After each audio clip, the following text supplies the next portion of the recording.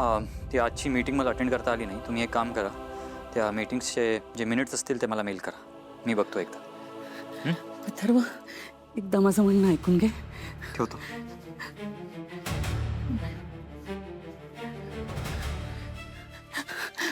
अथर्व, ऐकणार आहे मी काय म्हणते तुला, प्लीज. मला तुझं काहीच ऐकायचं नाही.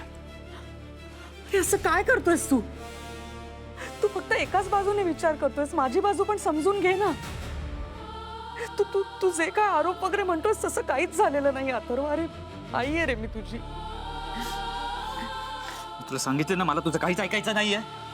का का विश्वास ठेवत नाहीयेस माझ्यावर तू? हा, ठीक आहे, ठीक आहे. हिम्मत असेल ना तर माझ्यावर जे काय आरोप केलेस ना ते सिद्ध करून दाखव. आणि अथर्व, एक जरी पुरावा सापडला ना तुला तर मारून टाक मला. आत्ताच्या आत्ता इकडनं निघून जा, नाहीतर तुला खरंच मारून टाकेन मी.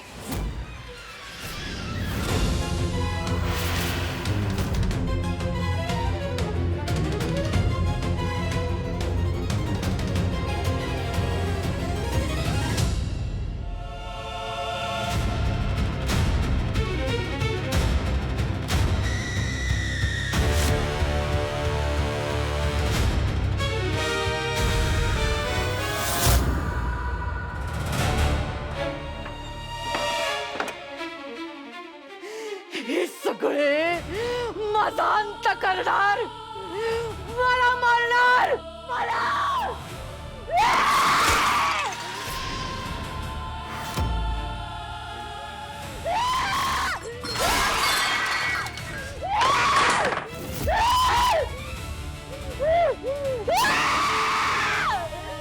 तो अथर्व माझ्या डोळ्यात डोळे घालून मला म्हणाला की तो मला मारेल.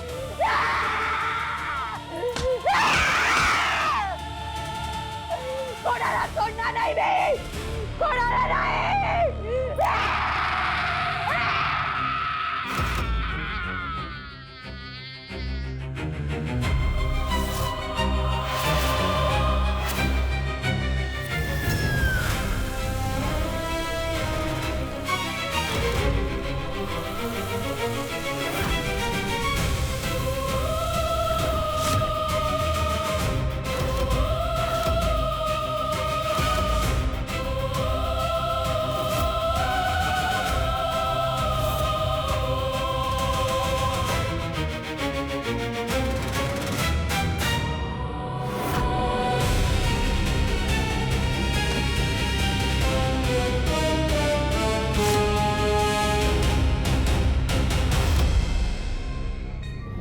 देवी आई, आता खऱ्या अर्थाने युद्धाला सुरुवात झाली आहे असं वाटतंय.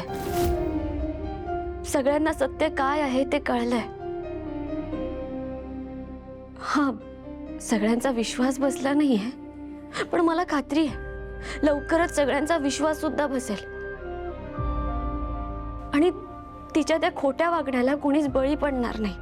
ह्या सगळ्यात आमच्या पाठीशी तू नेहमी उभी राहिलीस आणि या पुढेही राहशील. आणि हाच विश्वास आम्हाला लढण्याचं बळ देतं. त्या चेटकिणीला संपवण्याचा मार्ग आम्हाला सापडलाय. ती गोष्ट, पण जर हे युद्ध जिंकायचं असेल तर ती पूर्ण गोष्ट माहीत असणं खूप गरजेचं आहे. देवी आई, ती गोष्ट लिखित स्वरूपात आम्हाला मिळू दे. त्या गोष्टीपर्यंत पोहोचण्याचा आम्हाला मार्ग दाखव. बाकी पुढचं युद्ध लढायला आम्ही तयारच आहोत.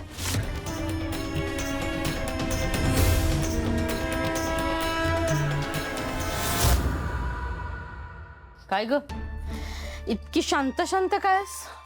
कसला विचार करतेस? तुमचा.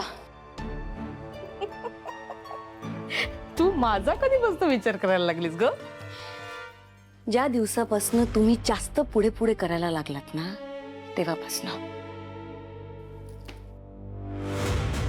काय म्हणायचंय काय तुला? तुम्हाला ना मला एक ॲडवाइस द्यायची आहे. त्या मीरा आणि मंजिरीमध्ये पडू नका, कारण हे सगळं प्रकरण कधी तुमच्यावर उलटेल ना सांगता येत नाही. ती मंजिरी जादूटोणे करते आणि आपल्याला उगीच घाबरवते. तुम्हाला अजूनही सिच्युएशनची सिरियसनेस कळत नाहीये.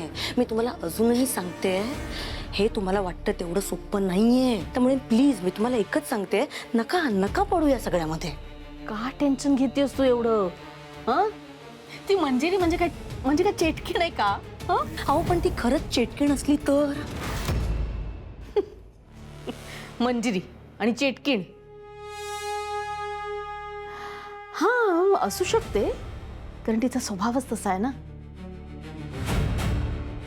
पण ती जरी चेटकीण असली ना तरी मी यक्षिणी आहे. आणि एक गोष्ट, मी फक्त एकाच चेटकिणीला घाबरते. कुठली? माझ्या आईच्या गोष्टीतली चेटकीण. कुठली गोष्ट? अगं, मी जेव्हा लहान होते ना तेव्हा माझी आई मला भूतगीतांच्या खूप गोष्टी सांगायची. तिच्या एका गोष्टीमध्ये एक चेटकीण होती. म्हणजे तुझी ती मंजिरी चेटकीण जशी फक्त घरामध्ये माज दाखवते ना, तशी नाही. त्या चेटकिणी समोर अख्खं गाव थरथर कापायचं.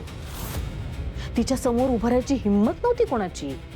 पण काय झालं, 2 सामान्य मुलींनी तिचा सामना केला आणि तिला त्या गावातून हाकलून लावलं. परत त्या गावात ती कधी आलीच नाही. असंच तुझ्या त्या मंजिरी चेटकिणीला सुद्धा या घरातून हाकलवून लावणार. आणि फक्त हाकलणार नाहीये, तर तिला संपवून टाकणार. आणि माझी एक गोष्ट लक्षात ठेव, हे काम फक्त मीराच करणार. नर्मदात्या, या गोष्टीतल्या चेटकिनीला कसं संपायचं? हे कुठेतरी असेल ना, याचा काहीतरी उपाय असेल. ही गोष्ट कुठेतरी लिहून ठेवली असेल. हा, सांगा ना नर्मदात्या, सांगा ना प्लीज.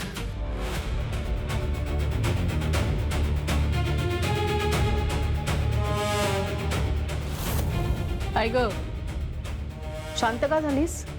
आता बोल.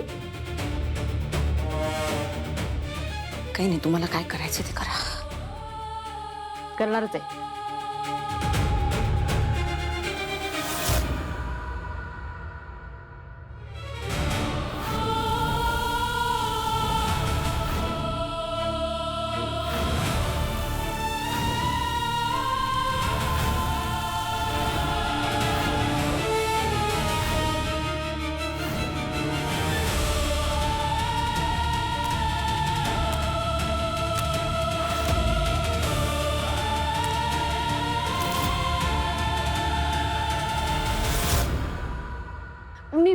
मीरा आहे.